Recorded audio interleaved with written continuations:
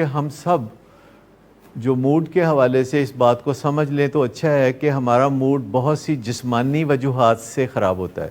To begin with یہ سارا جو گورکھ دھندا ہے نشے کا وہ اس لیے شروع ہوتا ہے کہ ہم جسمانی طور پر صحت مند نہیں ہوتے. جب ہم صبح اٹھتے ہیں اور رات کو نیند پوری نہیں کی ہوتی تو ہم جسمانی طور پر صحت مند نہیں ہوتے, ہمارا موڈ تھوڑا خراب ہوتا ہے اور ہم اسے چائے کافی پی کے ٹھیک کرتے ہیں, پھر سگریٹ پی کے ٹھیک کرتے ہیں, پھر سارا دن کافی پیتے ہیں, پھر شام کو ہم کہتے ہیں کہ اب تو بہت کام کیا ہے تو اب ہم خواتین کے لیے ہے کہ وہ زینکس کھا سکتی ہیں اور مردوں کے لیے ہے کہ وہ شراب پی سکتے ہیں.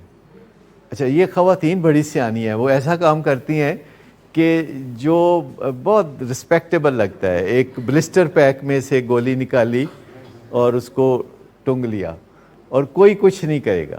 اتنی سیانی ہیں خواتین, ان کو پتہ ہے کہ شراب پینے سے بہت بدنامی ہوتی ہے. کیوں جی, یہ میں صحیح کہہ رہا ہوں کہ غلط کہہ رہا ہوں؟ آپ مجھے بتائیں کہ یہ جو گولیاں ٹنگنا ہے یہ کتنا معزز کام ہے. کوئی کہتے جی, یہی تو میں بتا رہا ہوں نا کہ دیکھیں سگریٹ پینا برا لگتا ہے, چرس پینے والے کو چرسی کہا جاتا ہے, شراب تو ویسے ہی حرام ہوتی ہے, زینکس ہی حلال ہے باقی. اور وہ جو بڑی خوبصورت نظر آنے والی گولیاں ہیں وہ بالکل شراب کا نعم البدل ہے. اور خواتین چونکہ بہت سمجھدار ہیں, انہیں پتہ ہے کہ کیسے بچ کے نکلنا ہے اور پرس کے اندر کیسے رکھی جاتی ہے وہ. لیکن یہ بہت بیڑا غرق ہوتا ہے. میں آپ کو بتاؤں, آپ اپنی جسمانی صحت کو ترجیح دینا شروع کر دیں. یہ کی ٹو سکسیس ہے.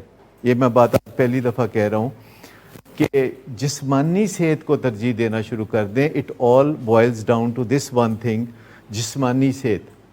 اور جو چیز آپ کی جسمانی صحت کو ہرٹ کرتی ہے نا, اس کے سامنے ایسے ہاتھ جوڑ دیں, کیونکہ جو ہی جسمانی صحت خراب ہوگی تو آپ کا موڈ خراب ہوگا.